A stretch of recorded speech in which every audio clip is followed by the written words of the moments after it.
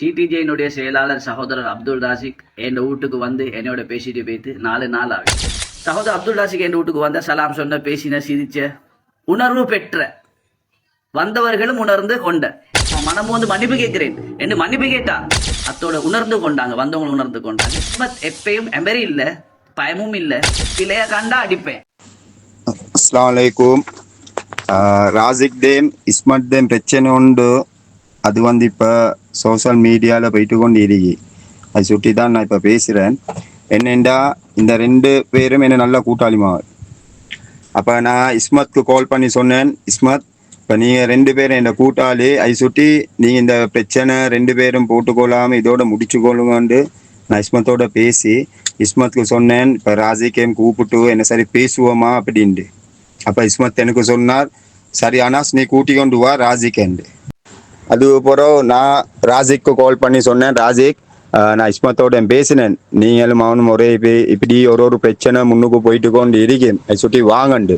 அப்போ ராசிக் சொன்னேன், இல்லைனா எனக்கு அவனோட பேசலா, ஒன்றும் நினைக்க வேணாம். நான் சொன்னேன், ராசிக் நீங்கள் என்னைய நம்புறண்டா வாங்க, 2 பேரும் இப்போ இப்படி பிரச்சனை போனால் மற்ற விஷயம் ஒன்றும் செஞ்சு கொள்ள இல்லாமல் போகும், நீங்கள் இதே பிரச்சனையில் போயிட்டு கொண்டு இருப்பீங்கன்னு நான் கூட்டி கொண்டு போனேன்.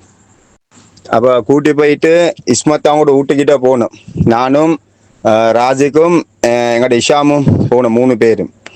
அப்போ ராஜிக் சொன்னால் நாங்கள் வெளியே பேசுவோம்னு சொல்ல போல இஸ்மத் இல்லை வா உள்ளுக்கு வாண்டு கூப்பிட்டு கொண்டு உள்ளுக்கு கூட்டி கொண்டு போனார். அதுக்கப்புறம் 2 பேரும் அந்த சப்ஜெக்டை பேசி அங்கனையோட முடிப்பொண்டு தான் பேசிக்கொண்டாங்க. பேசிக்கொண்டு 2 பேரும் நல்லா பேசினாங்க, நாங்களும் பேசினோம். பேசணும் முடிஞ்ச சிரிக்கு இதோட இதை முடிச்சு கொள்ளோம்னு தான் சொன்னோலே, யாரும் யாரோட மன்னிப்பு ஒன்றும் கேட்கல. அதே மாதிரி ராசிக்கிட்ட பிரச்சனைக்கு வந்து ராசிக் வந்து இஸ்மத் கிட்ட ஒரு மன்னிப்பு கேட்கவும் இல்லை, இஸ்மத் மன்னிப்பு கேட்கவும் இல்லை. இங்கனையோடு இந்த சப்ஜெக்ட் முடிச்சு கொள்ளுவோம்னு தான் பேசி முடிச்சு வந்தோம், வேற ஒரு பிரச்சனையும் இல்லை. ஆனா இஸ்மத் நல்ல கூட்டாளி, ராசிக் வேண்ட கூட்டாளி.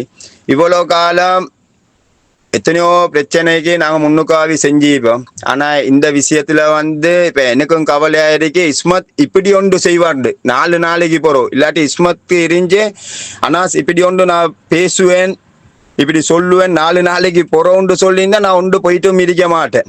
இல்லாட்டி நான் ராசிக்கு அங்கிட்ட எடுத்து போக தேவையில்லை எனக்கு.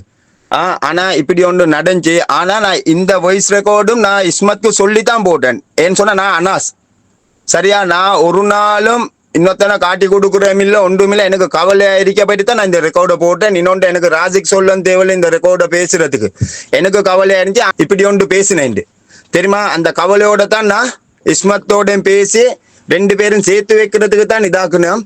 வேறோலையா ரிட்டர்ன் இந்த இதுக்கு போறோம், இது 2 செய்யறேன்டா நானும் பொறுப்பில்லை, அல்லாஹ்க்காக மன்னிச்சு கொள்ளுங்க, ஒன்றும் யோசிக்க வேணாம். யாரும் நான் ஒரு பக்கம் எடுத்தேன்.